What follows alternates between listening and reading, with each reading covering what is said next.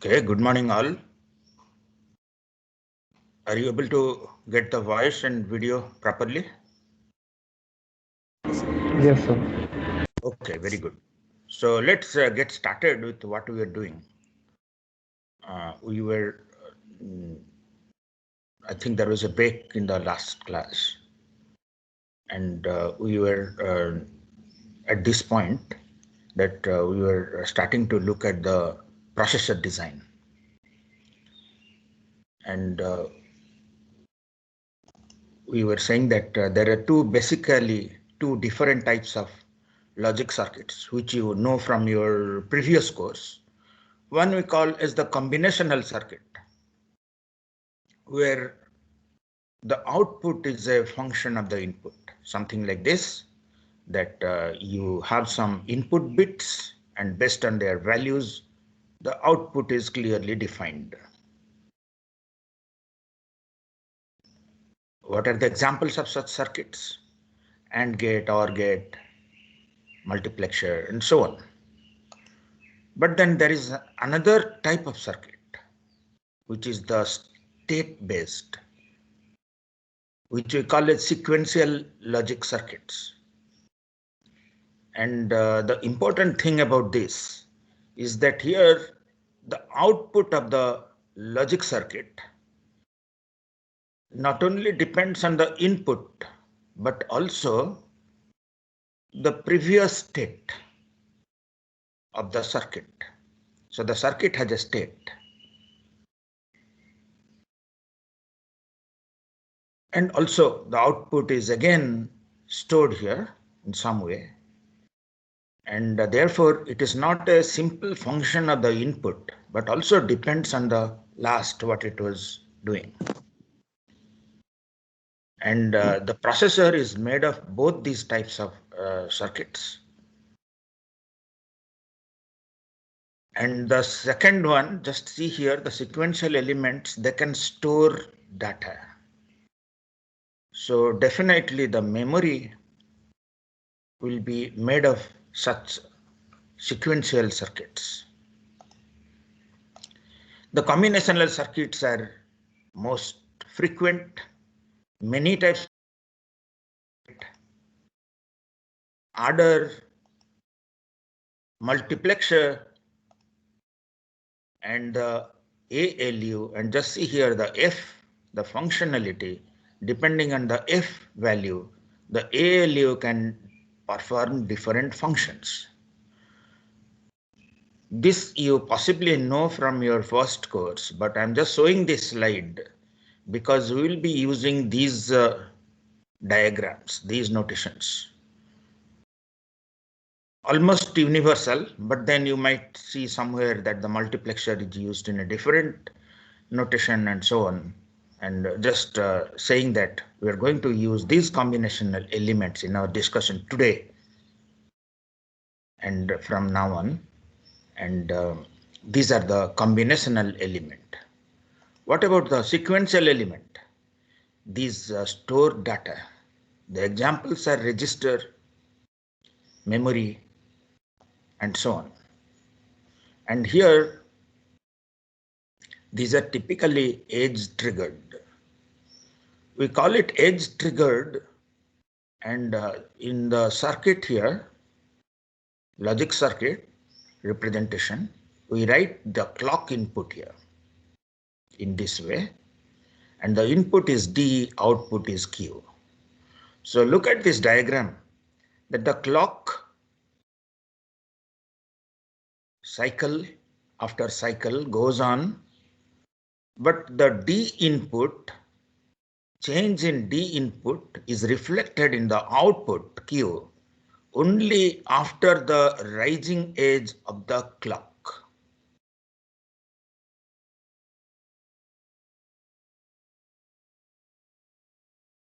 See here, the D has changed at this point, but then the output is not reflected until the rising edge of the clock. Just after that, there is a change of the Q output. So this is the symbol that we are going to use to represent the input. to the sequential element, the change to the input, and the output and the clock. But the sequential elements store data, register, memory, and so on. And sometimes we want to control whether it will write data or not. So we have this signal coming in, write signal. Only when the write signal is high, it can write data. So here on the rising edge of the clock and also the write signal is high, the input D is reflected on the output Q. But look at here, the input has changed. And even though the write is high, but the clock is not rising and therefore it's not reflected here until the clock rises again, but unfortunately by that time the write is low. And therefore the change of the input is not reflected. That means it does not store the data. Only when the output is again, the write signal is again high and the clock is rising edge, the output changes. So I think many of you know this, but still, in case you have forgotten or some of you don't know, I just told this. Now, another thing that we need to say is that there may be many combinational logic circuits inside this blue ellipse, represented as an ellipse. And here there may be many elements and the signal takes time to propagate through this logic. The combinational logic is driven by a sequential element, namely a register. And the combinational circuit takes time because it's a complex circuit. Several picoseconds, hundreds or maybe 200 picoseconds to propagate through the combinational logic. And then the output is written on the another state element. If we don't have the state element, the output of the combinational logic will be lost. So just observe here that the combinational logic takes some time to compute the result. And finally, the result needs to be stored. It takes time to write also into the state element. And this much time is required. The clock cycle should be at least be equal to that. So one rising edge of the clock to the next rising edge of the clock at least should be equal to the combinational logic propagation time plus write time to the state element. So the most complex logic circuit that determines the cycle time or the clock period. Now let's look at the building the data path. The data path is the one which processes data. So a processor is made up of the data path and the control path. We'll put them together and we'll have the processor. We'll first look at the data path. These are the circuits which process the data. But then this circuit need to be controlled, and the controlling circuit is the control path. So there are two distinct things, the data path and the control path. We'll first look at the data path, then we'll look at the control path, and then we'll put together, and that we'll do together today in this class. We'll look at the simple data path, control path. Very important concept. Once you know, you don't forget. And then in the next class onwards, we'll say that this is the simplest one, doesn't happen in the current processors. They are much more complicated. And from next class onwards, we'll start looking what happens in the actual processors that you are using.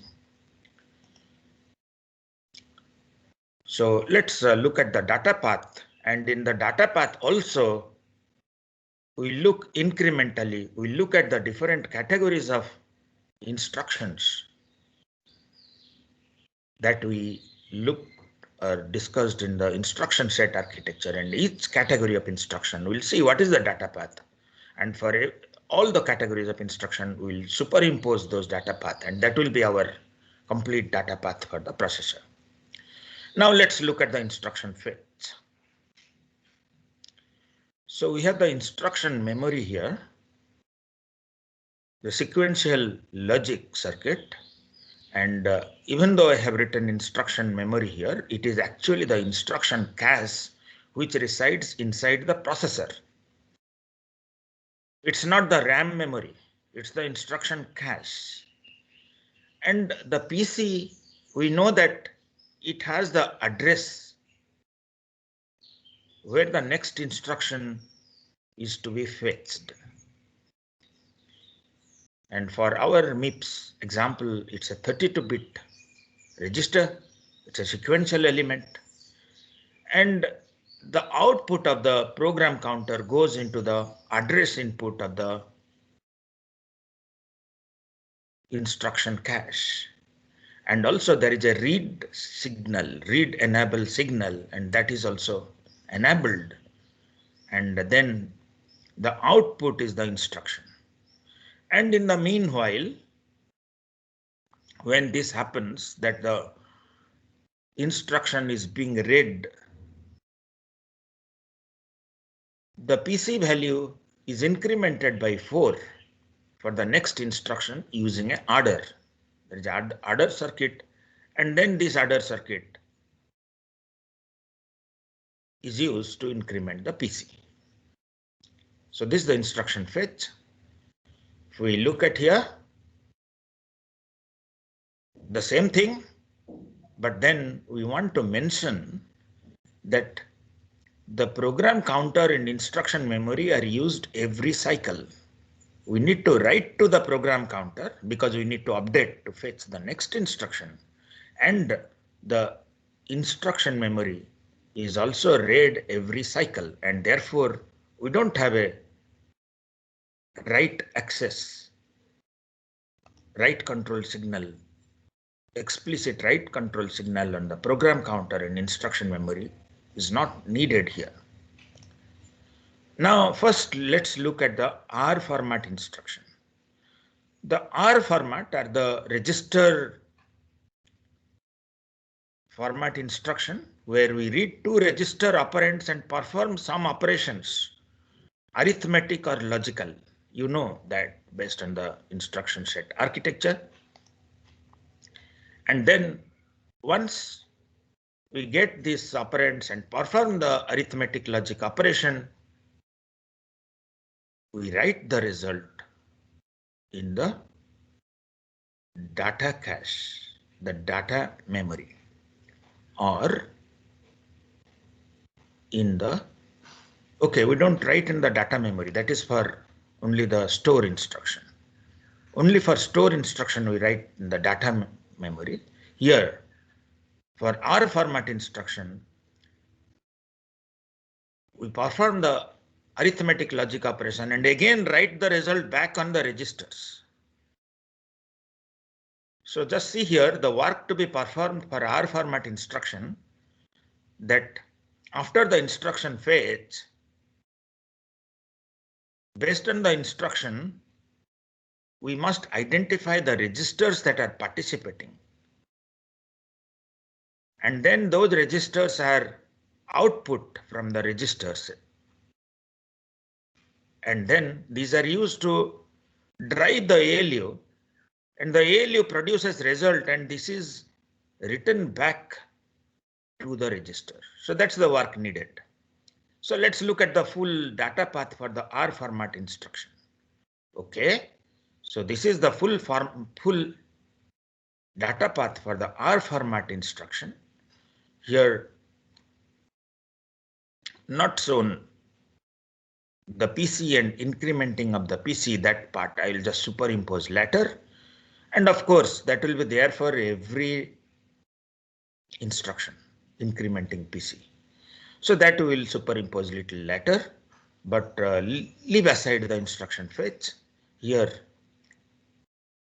the two registers are obtained, the address of the two registers, they are obtained from the instruction itself, and then these two register contents are output here from the register file, and then these drive the ALU, and the ALU control is the control signal which is generated based on the instruction type.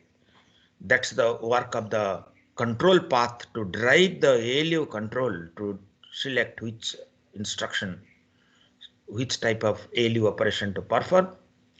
And the result is produced by ALU, and it comes here and written back to the register itself.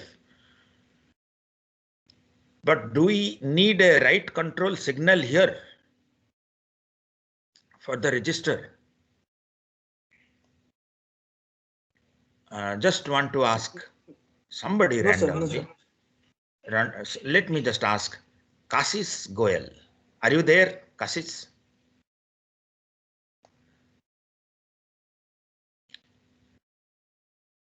Sai Prem, are you present? Sir. Okay, so what do you think? What's your opinion, Sai Prem, that do we need the register write signal here or not for the register? We said that we need the signal only when sometimes we want to write and sometimes we don't want. What do you think? We need register write signal or not? Yes, sir. To say when we're going to write and. Okay, but why is that? I mean, when do we use this signal? I mean, is there some example where we don't even write to the register? Otherwise, if we're writing in every cycle to the register, we don't need that signal actually, because anyway we'll be writing. So are there any cases where we don't need the write to the register? Yes, sir. Maybe bits. Sorry, can you give an example where we don't need the write?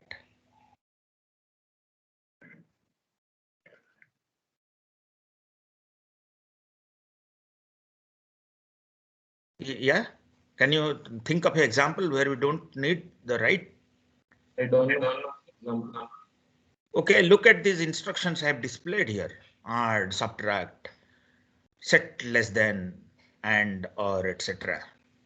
So you can form your answer here that these are not written every cycle. There are many instructions, for example, store word, etc. don't, and even the set less than, etc. They don't need the register to be updated. So not for all instructions that we need the register to be updated, and therefore we need a write signal here, write control signal, so that whenever required only we'll write to the register. For those instructions for which you don't need, like SLT and so on, we won't enable the write control signal. Now let's look at the animated data path, because it is important to understand this. See, if I just show you this diagram, or you see in the book or in the question paper or elsewhere, just this much, you have to make out what's happening. And that's important, that making out is understanding that what is happening. So if you understand this diagram, you will say that, see, the RS and RT, these are the two registers, and based on the instruction which has been read from the instruction memory based on the PC, these are driving this register file, and the output of the register file is coming here, RD1 and RD2. And now the control circuit will select the type of operation we are trying to do. Is it add, subtract, and, or, etc., whatever. And then the ALU performs the operation based on this select line. The output comes out here and back into the register file.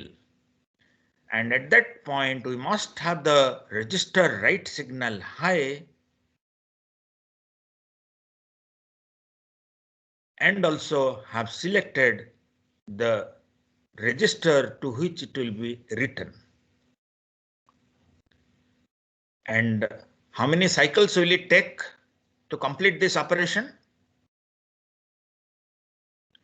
In a single cycle data path, it will take one cycle. In a multi-cycle data path, each instruction takes multiples of cycles, and there the cycle time is determined by the component taking the largest amount of time. So let me just repeat that again. For a single cycle data path, this operation will take exactly one cycle, that we read from the register file, perform the operation, get the output and write the output back into the register file, takes exactly one cycle. In a multi-cycle data path, it takes many cycles. And how many cycles? It depends on how many elements are involved in its execution. For some type of instruction, it may take 4 cycles. For some, it may take 2 cycles. And what is our cycle time is determined by the largest element in the data path. So if the register read is the largest time in the entire circuit, then that will define the cycle time for the multi-cycle processor. But normally, it is the register write which takes maximum. So the register write time defines the cycle time of a multi-cycle data path. I hope it is okay with everybody. If not, please free to unmute and ask question. We'll be happy if anybody asks question. Now let's look at the jump, load, store instructions. So these are the different instruction. R type of instruction, jump type instruction, load instruction and store instruction. And in load and store instruction, the data memory is involved only in these two instructions, load and store. For R and J type of instruction, you don't need the data memory. Basically, the register is written at most. And also for the J type of instruction and also the load store instruction. Okay, not load store instruction. We need to the sign extend. We need to do the sign extend. Because remember that we used to specify using 16-bit immediate address. So both for jump and load store, we need to do sign extend, because 32 address we cannot store in the part of instruction. We store only 16-bit, and in the sign extend circuit, it takes 16-bit, generates 32-bit. And we know what is involved in sign extend. We had done some examples, right? Sign extend, and the most significant bit is repeated and so on. Remember that. So that's a sign extend circuit, very simple circuit, but then we'll also mention it may take 1 picosecond or something, but still we mention it to make the diagram, the data path understandable. Now this is the data memory. We have a memory read signal and memory write signal. The blue ones are the control signals to be generated by the controller. The control data path will include the memory write and memory read. They will use it. Now let's look at what is involved in the executing load store operations.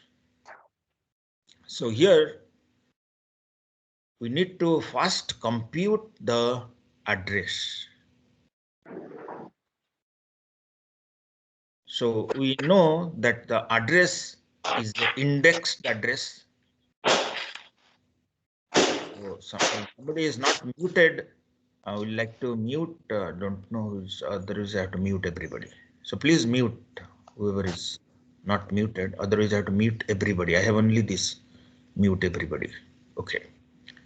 So what I was saying is that let's understand the data path for load store operations.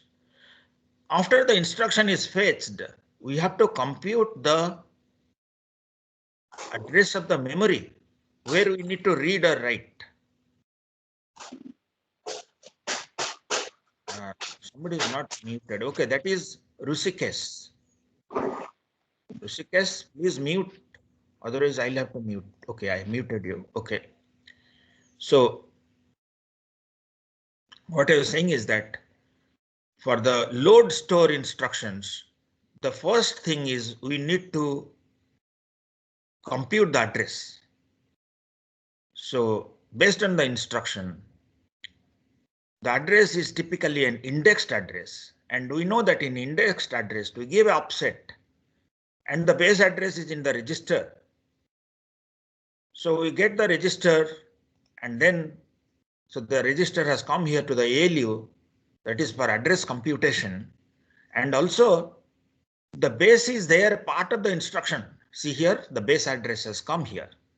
But then to be able to perform operation using a 32-bit ALU with the register contents, we need to do sign extend. And after sign extending the offset, we add and get this is the address of the memory. And this will drive the memory. And then see here, it's driving the memory.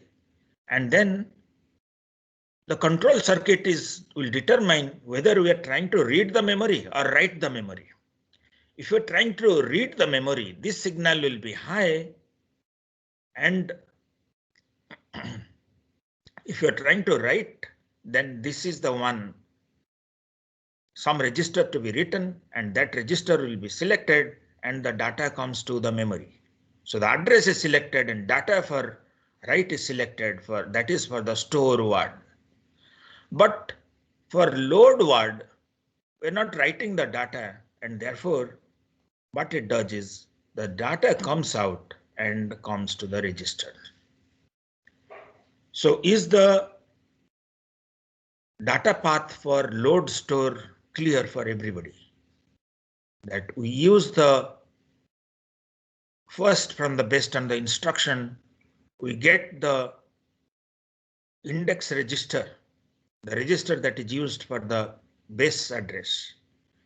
And then the offset is part of the instruction that comes out, sign extended, added to the base address, full address is computed.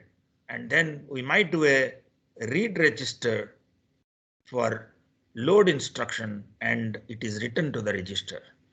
On the other hand, for the write, the register is directly used here without going into the ALU. It comes here and the data is written and the address is computed from ALU and then it is written. That's all. This data path, this one is not used.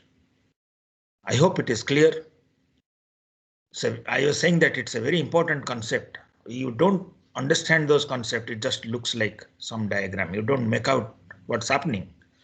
So it's very important to understand the sequence in which the various elements are acting in the data path, and the sequence they are acting will be determined by the control circuit. What we are saying right now, that after this happens, etc., that will be done by the control circuit. Now let me just ask this quiz. So this is the data path for a instruction. Now here, let's consider the read instruction. That is the load instruction. So let's say in the load instruction, just taking an example, a similar thing may hold for add, subtract, etc. So what I am saying is that, see, in the load, we want to first read here the register, and then we want to then have this operation and then we get the data from the data memory, and then it is written onto the data cache. So is it possible that in one cycle we can do both read and write? Remember that write is performed only in the rising edge of the clock. So can we perform both read and write in the same cycle? Is it possible to use the same register file? Or we need to duplicate the register file so that using one register file, okay, we read, the other one we write, and there is no problem. Because remember that read and write are not really instantaneous operation. We need to hold the signal for some time. So do you think there must be 2 copies of the register file? I mean, how can it be managed otherwise? So can somebody answer this question? Very fundamental question. That can we do the read and write operation on the register file in the same cycle?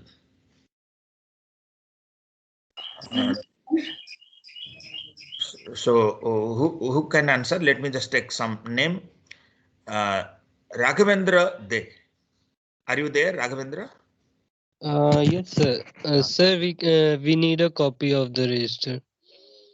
Okay, copy not only involves cost, because register circuits are quite expensive, but also remember that we need to have the same data in both. We update one register, that has to be updated in the other copy also. Yes, sir. It's not that we just write there and forget about it. Mm. So this becomes very complicated. How do we manage? So let me just ask Divyans Singh. Divyans? Yes, sir.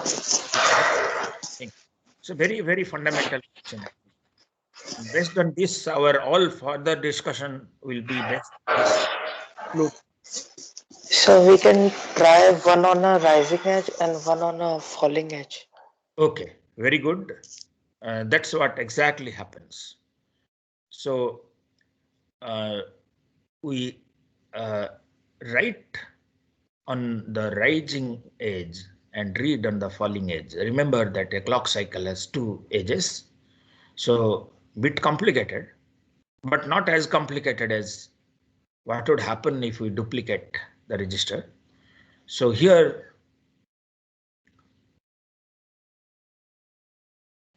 so let me just draw the clock signal. So remember that first we need to read. Typically, we need to first read and then write. So the rising edge comes, okay, and then the falling edge comes. So we will read on the rising edge and write on the falling edge. So that's what we will do, and that will stick throughout.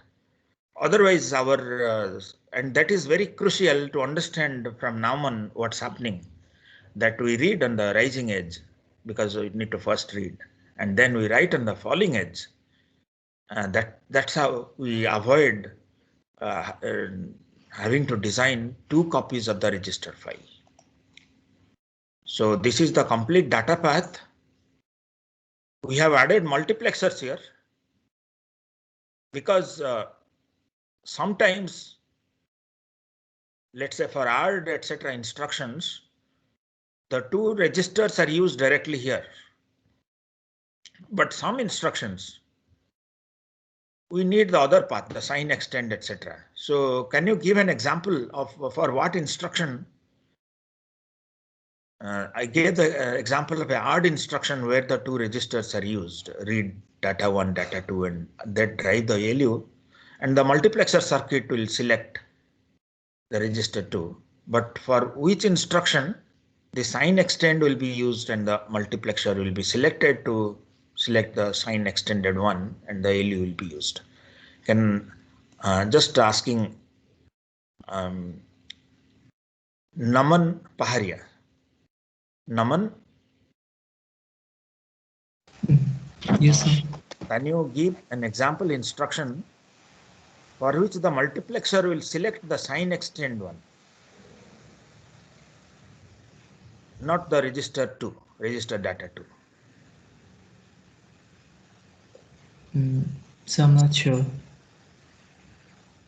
Okay, so let me just ask Sivan Stomar. Are you there, Sivan Stomar? So I am also noting down whoever is answering. That's a very plus point. Those who are answering question, they're really into it. Yes, Sivans? Yes, sir. So for which instruction will the sign extend path will be chosen? Just give an example of instruction. I'm not quite sure. Okay. Sir, sir, Yes. sir, we Varun? might use sign extension when we would be shifting right. We would be shifting bits right. Then we might use sign extension from for the forward bits. No, I'm not asking that, Varun. I am asking, give the name of the instruction for which this path will be triggered. In the multiplexer, we'll use this path where the sign extend is there. So SR Hello, is sir. Yeah. Who is answering? Please tell your name. Aman, sir. Load word. Okay. Okay. Yes, I take that. So this was Varun, right? yes, Who sir. gave answer? Yes, sir. Okay. So let me note down. Very good. So when we have a address to be computed, the memory address to be computed, load, store, and so on, we need to add the offset to the base register, and we use this path. I just told that a few slides back actually. So we need to use this path, and therefore this multiplexer is there. And the multiplexer may take little bit of time, 1 picosecond or 2 picosecond. We might mention that. And then it drives the ALU, the address is computed.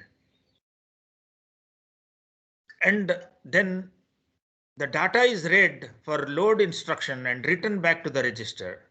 For store instruction, the address is computed and the data 2 here, it comes in this path and the write data. It comes to the write data on the data memory. And the memory write will be selected and the data is written. But for add, subtract, etc. instructions, R type of instruction, both read 1 and read data 2, read data 1, read data 2, these are used to drive the ALU.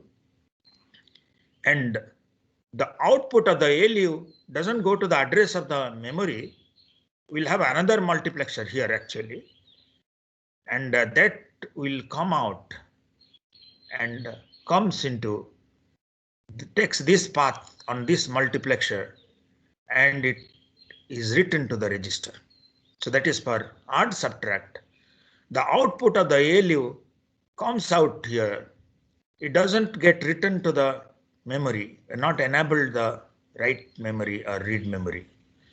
And therefore the path followed is it comes through the multiplexer. It comes back to the register and it is written on the register. So I hope that is clear for everybody. Because these are, we must make sense by looking at the diagram, what happens after what. Now, what about the branch instruction that we had left out? Now let's look at the branch instruction.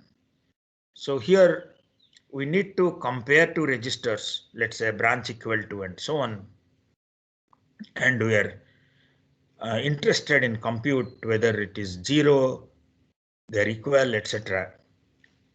And then based on that, we need to compute the target address. Branch equal to some label we give there. And the label is actually the displacement. And then we compute the word address, that is the word address, and we compute the byte address. So for that, we need to shift two left places and make the two rightmost bits 0. And then we add that to the PC. So this is the circuit that does that for branch instruction. So here we use the two registers here, compare them, and then if they're equal to etc., that goes to the branch control logic. And in the meanwhile, the immediate operand in that is used, that is first sign extended. From 16-bit we get 32-bit, and then it is shifted left to get the byte address. And the shifting circuit is very simple. We just reroute the wires. So basically we just make these two zeros lower bit. We don't need a special operation on that, just rerouting the wires. And then we add that to the current PC plus 4 that was generated. And then we add this to this, and this goes to, based on the control logic, this is written back to the program counter. So that's how the branch instructions operate. So we added this here, the PC updation part. So let's look at how the branch operations execute. From the instruction, we get the two registers. The registers are used to drive the ALU. The ALU does operation, logic operation, and then the control signal like 0 branch equal to the 0 signal will be used. And in the meanwhile, the immediate part of the instruction, that is sign extended to get the 32-bit here, and that is shifted left. And depending on whether it was a 0 or not, the adder circuit will be enabled. And this will be written back to the PC or not, depending on the control, it was 0 or not. Now we can put all of them together. And whenever there is an alternate data path that is required, we'll use multiplexers. And in a single cycle, we do all the operations for all instructions in one cycle. And for this, we manage to still have our instructions execute without duplicating the registers, because we said rising edge read, falling edge write, and so on. Bit complicated, but then we managed to, every processor does that. Otherwise, things will become very, very complicated. But then what we cannot avoid is that we cannot doing the same thing with the memory. We need to have two different memories, because every cycle we read and write, and these take long time, read and write data, and we cannot do the same thing with this. So we need two separate memory, instruction memory and data memory, and we use multiplexers. And this is the full data path now. Okay, here, this is the full data path. Put the data path for all types of instruction together, and we have understood for each instruction and which part is needed for which instruction. For example, the upper part here, that is needed for the branch type of instructions, not needed for other types of instruction. And just asking this question, that why have these two ALUs? This ALU also could add. Couldn't we have managed with just one ALU and just reduce the first ALU, get rid of the first, this one on the top, the adder, we make use of the same ALU? Is it possible? Asking the question to Vaibhav Bisal. Are you there, Vaibhav? What is the implication? My question is that, can we use the adder circuit, the ALU, and get rid of the adder circuit, use the same ALU for doing the branch address computation? Okay, so Yogesh Kumar Yadav, are you there, Yogesh?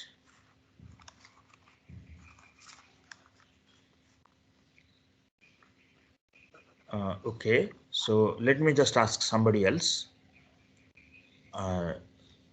Krishna Pasalar. Are you there, Krishna?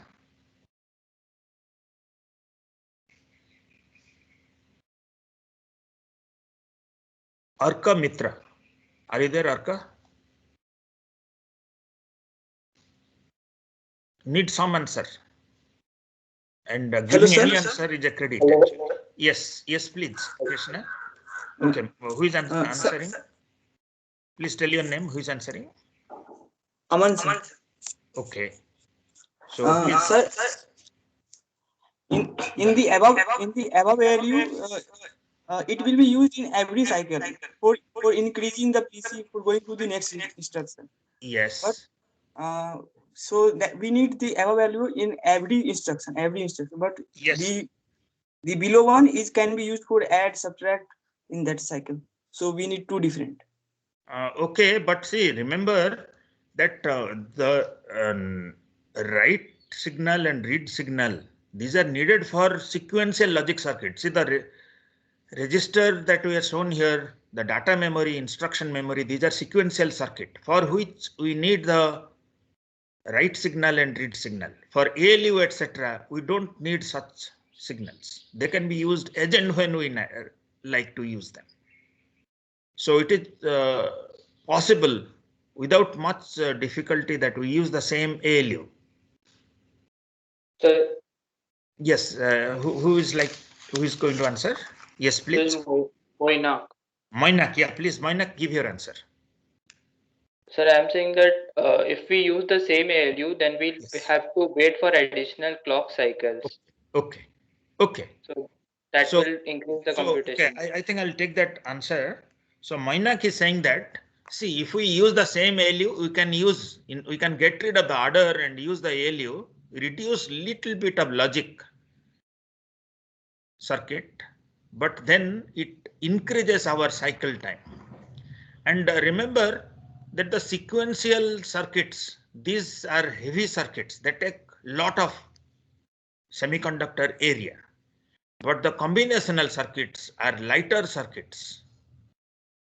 We save a little bit, but then our cycle time increases. So if we are in our right mind, we'll have a separate order, because even though we don't use it for every cycle, etc., then their impact on the cycle time will be there, because the largest instruction will determine the cycle time in a single cycle data path. Let me just repeat that again. And if you don't agree to me, just let me know. Otherwise, I'll assume that you agree. In a single cycle data path, the time taken by the largest instruction will determine the cycle time of the processor. Is everybody agreeing with me? Let me repeat again, because it's a very important statement. Let me repeat again that in a single cycle processor, the cycle time is defined by the time taken by the largest instruction. I hope everybody is agreeing. If you don't agree, just let me know. Or maybe it is just too obvious that the largest instruction, the instruction that takes largest time, will make the cycle time equal to that instruction time. So now we have put all together all our different data path for different types of instruction, and this is the full data path. And I hope it makes sense to everybody. It's very important. And many of our questions in the tests and so on, you can answer only if you understood what I said. I mean, what the way it is being operated, which part works when, and so on. If you don't understand, just let me know. We'll explain again. Of course, you can read the book and so on. I hope that is also possible. Now, let's look at the ALU control. In the ALU control, for load store, we use the functional, we set the control circuit set it to add, because the offset is going to be added to the base register. And for branch, it will be subtract, because for equality and so on, we need to subtract one register from the other.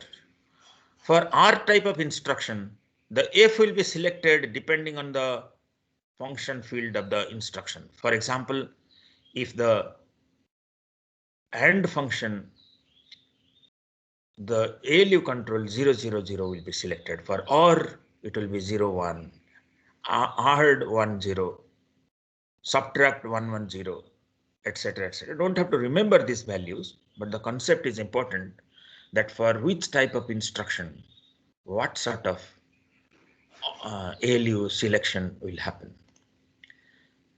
Now, the control circuit part is there in the book, but then if we understand the steps or which circuits do, when they need to work, when write signal is to be enabled, when read signal is to be enabled, etc., etc. If we have understood, the control circuit does exactly that. But then it is much of nitty-gritty, that when which signal comes high, low, etc., etc. And I thought that if we understood, we can just skip here, and you can read up, will not ask question on the control circuit, because that's obvious about which signal becomes 1, 0, etc., etc. So there are a lot of control signals. Which signal is made high when, etc., that I have just skipped here. It's there in book, few pages. Please read up, but we will not ask question on that control signals. Now let's look at what really happens in a processor. What we discussed so far, the data path, that is not used in a processor. It's too simple. The processor will become too inefficient. Nobody will buy your processor. So we need to have some parallel computation done so that you have a reasonable processor and it can be usable. But then what type of parallel computation will you do? There are two basic types of parallel computation. One is called as data parallel and the other is called as operation parallel.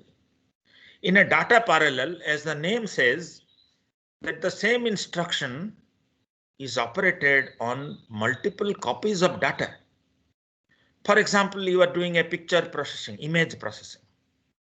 In image processing, let's say you want to apply the same operation on all the pixels in the image. Let's say you want to increase the intensity. So for every pixel, you do the same operation. And there we do a data parallel computation, and namely a vector computer. We'll see that later. But what we'll do immediately is the operation parallel computation, where we do multiple operations at the same time on different data. Let me repeat, in data parallel computation, we do the same operation on multiple data items. In operation parallel, we do different operations on different copies of data in the same cycle. So these are two fundamental types of parallel computation, the data parallel computation and operation parallel computation. Now, let us just look at something interesting. With that, today's class will end. We're almost at the end of the time. So, one of the very well-known personality in the area of parallel computing is Seymour Cray, who designed the Cray computer, who owned the Cray computer, one of the supercomputers, very famous supercomputer. And remember in 1917 and 80s, India was requesting USA to give us a Cray computer, give us a Cray computer. And USA was not giving, said you will use it in military and so on. Of course, those are history.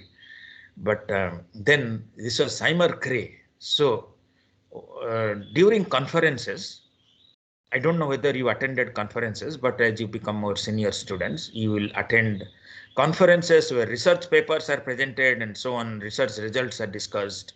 So Seymour Cray was attending a conference and he is a prominent person. So they asked him to give a dinner speech. Typically in a conference, if you attend, there will be a gala dinner. And then one of the eminent person, they will say that, see, while others are having their dinner, please give a speech. So they invited Seymour Cray. And then he came and asked this question. If you are plowing a field, which of the following would you rather use? Would you use a strong ox like this? Would you use a pair of cows? Would you use 2 pairs of goats? Would you use 128 chicken? So the participants of the conference, somebody said, I'll take the pair of cows, and somebody said strong ox, and so on. But then he said, what will be your answer if you are doing computing? Which type of processor would you take? Will you take a strong processor? Will you take 2 smaller processors, etc., etc.? Then the answer emerged that we need to go with the chicken. If you are doing the parallel computing, this may be advantageous to have large number of small processors.